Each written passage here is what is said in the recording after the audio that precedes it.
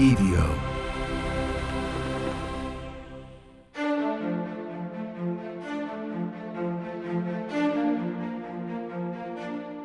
Cairo, October 6th, 1981. It is a perfect morning. The kind of morning that a man in Anwar Sadat's position, a man who has survived British prisons, a coup, 2 wars, and more assassination attempts than his security detail cares to count, might be forgiven for reading as a good omen. The sky over Cairo is cloudless and blue. The air carries the particular quality of an Egyptian October. Warm enough to be comfortable enough, cool enough to remind you that the brutal summer has finally released its grip. The city is dressed for celebration. Flags everywhere, crowds lining the route, military bands turning up along Nasser Road. Today is the 8th anniversary of the October War, the day Sadat considers the greatest of his life, the day Egyptian forces crossed the Suez Canal and drove the Israeli army back across the Sinai, reclaiming in blood and fire the honor that the humiliation of 1967 had stolen. He called it the crossing. He's built a presidency, a peace treaty, and a Nobel Prize on the foundation of that single audacious military gamble. Today is the day Egypt celebrates what it accomplished under his leadership, and Sadat intends to be present for every minute of it. He is in full dress uniform on the reviewing stand, white, immaculate, gold braid catching the morning light. Beside him are foreign dignitaries, cabinet ministers, military commanders, his vice president, Hosni Mubarak. The parade has been underway for nearly an hour. Jet fighters scream overhead in tight formation, trailing colored smoke. The crowd roars. A truck slows as it passes the reviewing stand. This is normal. The vehicles slow as they pass. The soldiers aboard them render honors. The dignitaries acknowledge the salute. Sadat stands. He's smiling. The men in the truck are not slowing to render honors. In the next 60 seconds, Anwar Sadat will be struck by 4 bullets and more than 30 pieces of grenade shrapnel. He'll be airlifted to Mahdi Military Hospital and be declared dead at 2:40 in the afternoon. He'll be 62 years old. But here's the question that the official Egyptian investigation answered only partially, and that declassified documents and the testimony of surviving conspirators have continued to complicate for 4 decades. The men on that truck didn't act alone, and they didn't act in secret. The conspiracy that put them there had been known, in whole or in part, by people inside the Egyptian military and intelligence apparatus before the first shot was even fired. The question of who knew what and why the truck was nevertheless allowed to reach the reviewing stand is the question that this series is built around. To answer it, we have to go back, all the way back, to a village in the Nile Delta, to a British prison cell, to the specific and extraordinary character of the man who stood up to receive a salute that wasn't coming.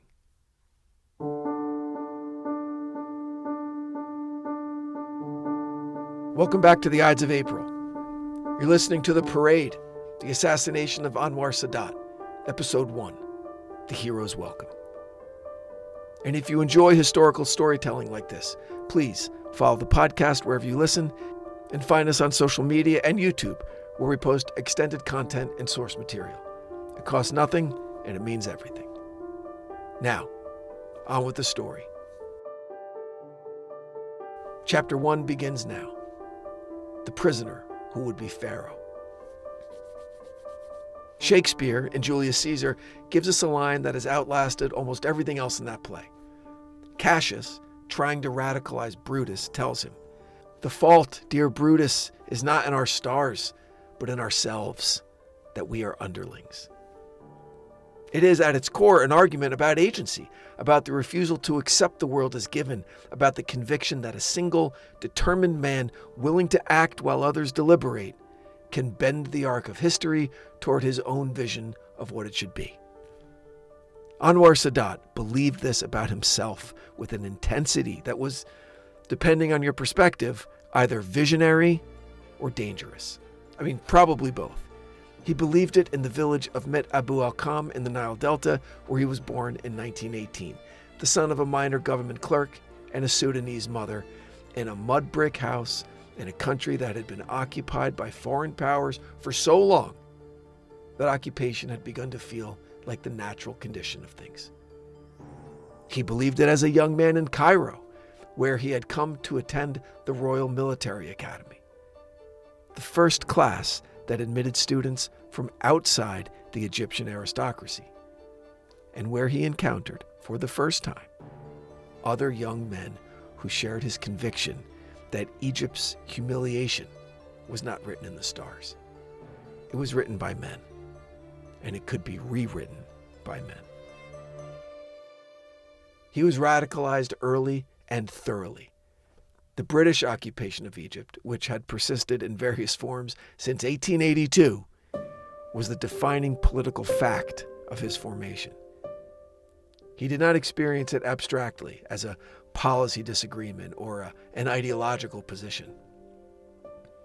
He experienced it as a daily and personal indignity, the kind that accumulates over years into something structural, something that reshapes the personality from the inside. He wanted the British out of Egypt with a ferocity that overrode almost every other consideration, including caution. That lack of caution landed him in a British prison in 1942. He was 23 years old. You see, he'd been conspiring with two German agents, Johannes Epler and Heinrich Sonnstedt, to pass military intelligence to Rommel's Africa Corps, whose advance through North Africa seemed, at that particular moment, potentially capable of driving the British out of Egypt entirely. The enemy of his enemy, I guess. I mean, the logic wasn't complicated. The British caught him before the intelligence could be delivered. He was stripped of his commission and imprisoned. He would spend the next 2 years in various British detention facilities, and the experience, it didn't break him. It clarified him.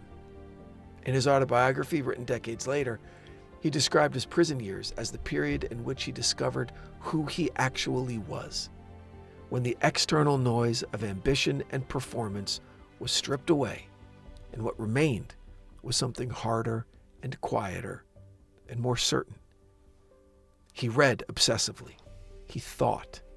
He developed the habit of internal solitude that would characterize his leadership style for the rest of his life. The capacity to make large decisions in private without consultation, without apparently any anxiety, and present them to the world as accomplished facts. He was released in 1944, rearrested in 1946 for involvement in the assassination of a pro-British finance minister. He escaped from prison, lived underground for 2 years, was eventually acquitted, and was reinstated to the Egyptian army in 1950. By any conventional measure, his early career was a series of failures and near disasters. He himself didn't see it that way. He saw it as preparation.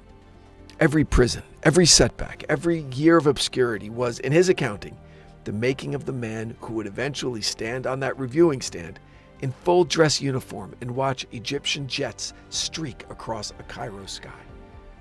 The fault was not in his stars. He had decided that very early, and he had spent his entire life acting on that decision, regardless of the cost to Egypt, the cost to his enemies, and ultimately the cost to himself. Chapter 2, Nasser's Shadow.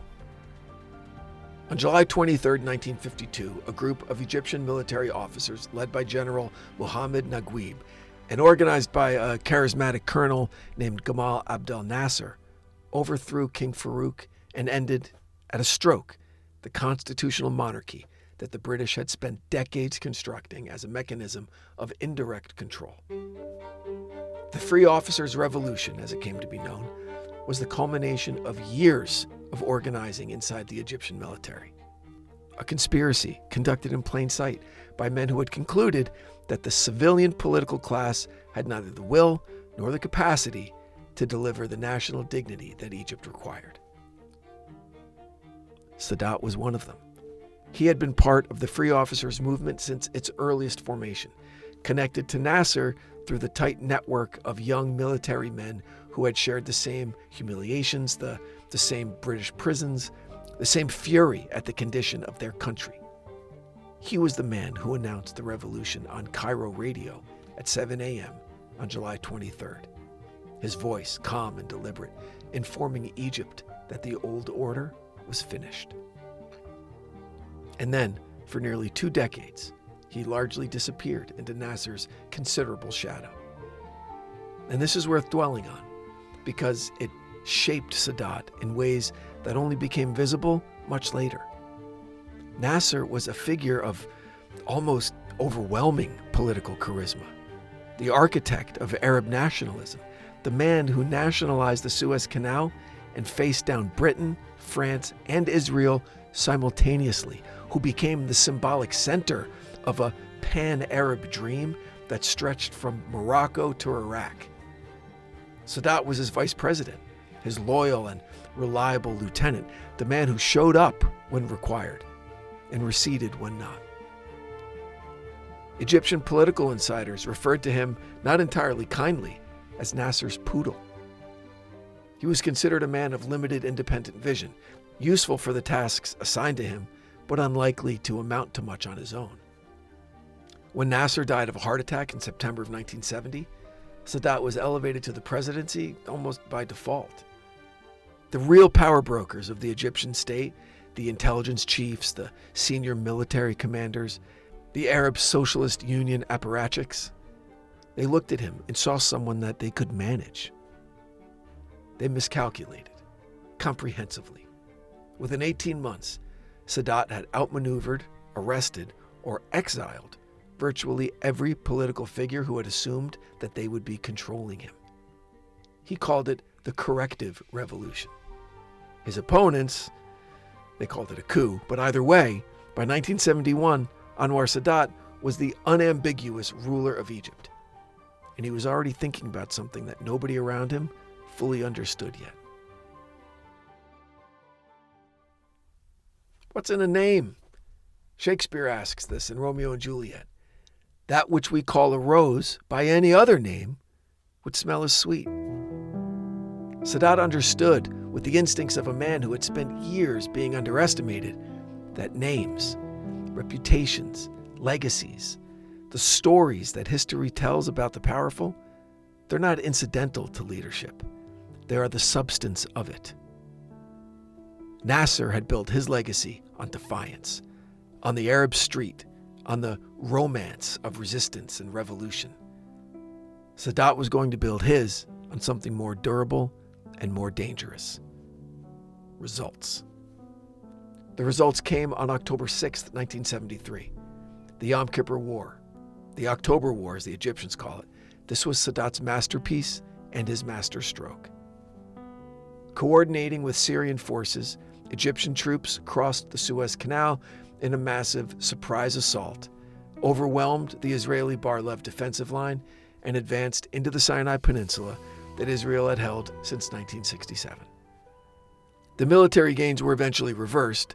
Israel counterattacked, crossed the canal in the other direction, and encircled the Egyptian Third Army before a ceasefire was brokered. By purely military metrics, the war ended inconclusively. But Sadat had not fought it for military metrics. He had fought it to restore Egyptian honor, to prove that Arab armies could meet the Israeli military on the battlefield and not be humiliated, and to create the political conditions for a negotiated settlement from a position of dignity rather than a position of defeat. And it worked. He was celebrated across the Arab world. He was the, quote, hero of the crossing. He had achieved in 3 weeks what Nasser's entire career had failed to produce. He was also, though few people understood it yet, already thinking about what came next. And what came next, well, that was going to cost him everything.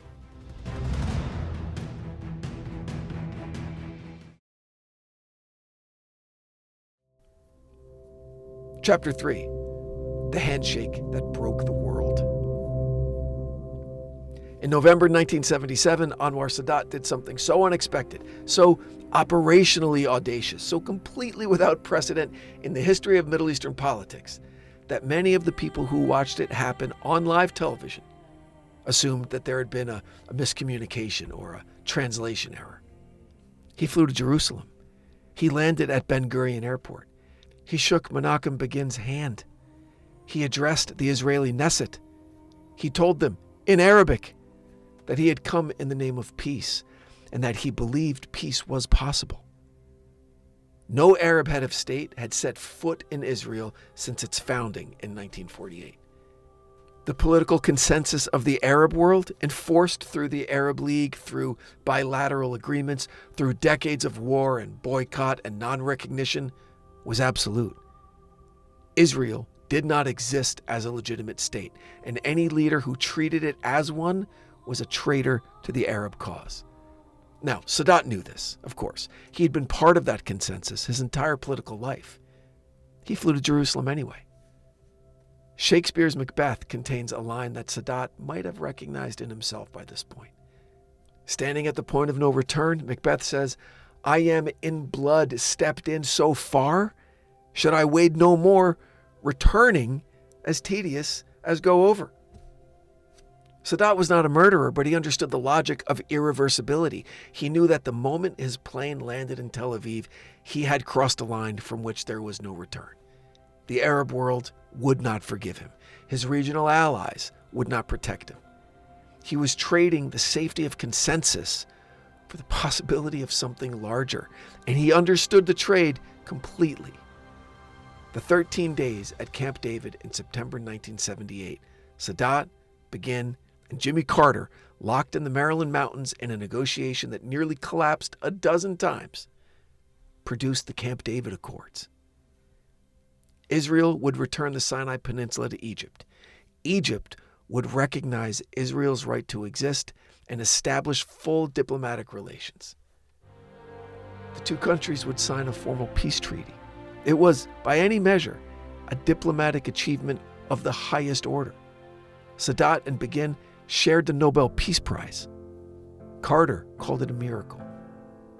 The Arab world called it a betrayal. Egypt was expelled from the Arab League. Arab capitals broke diplomatic relations with Cairo. Sadat was burned in effigy from Baghdad to Tripoli. The Palestinian leadership, whose cause Sadat had claimed to champion, denounced him as a collaborator. He'd made peace with Israel, and in doing so, had made enemies of virtually everyone in the region he had spent his career trying to lead. Inside Egypt, the reaction was more complicated and also more dangerous. The secular left despised the American alignment that Camp David represented. The Egyptian military, proud, nationalistic, deeply Arab in its institutional culture, absorbed the regional humiliation with visible discomfort. And the religious opposition, which had been building in force throughout the 1970s, found in Camp David the final theological confirmation of what it had suspected all along. In Sunni Islamic jurisprudence, there's a concept called the takfir, the declaration that a Muslim has apostatized, has placed himself outside the community of believers through his actions or through his beliefs. It's not invoked lightly in mainstream Islamic scholarship because the consequences it implies are severe. But in the theology of groups like the Muslim Brotherhood and the organization that would soon call itself Egyptian Islamic Jihad, Sadat's peace with Israel, his Western alignment, his crackdown on Islamist organizations, and his imprisonment of religious scholars constituted a cascade of apostasy. He had, in their accounting, ceased to be a Muslim ruler. And a ruler who has ceased to be a Muslim has, in this theology, forfeited the protection that Islamic law extends to the powerful. The pamphlets began circulating in mosques and in military barracks. The arguments were theological, but the conclusion was practical.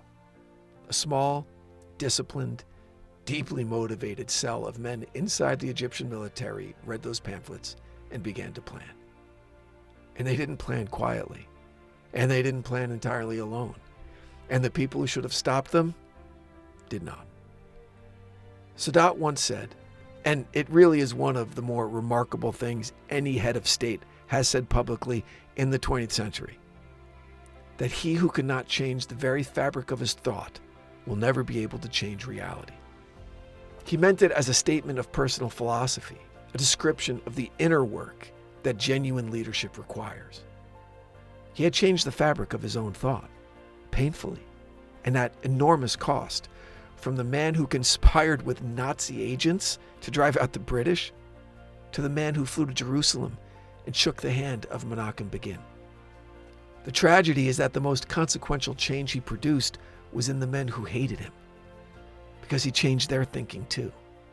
He convinced them through the accumulation of his own audacities that conventional opposition was insufficient, that letters and pamphlets and political organizing were not going to stop what he was doing, that something more final was required.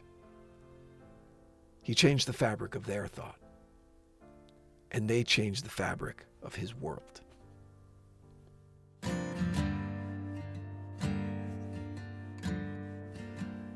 Next week on The Parade, the cell, the soldier, the sheik, and the specific documented question of how much the Egyptian government knew before the guns were loaded onto that truck.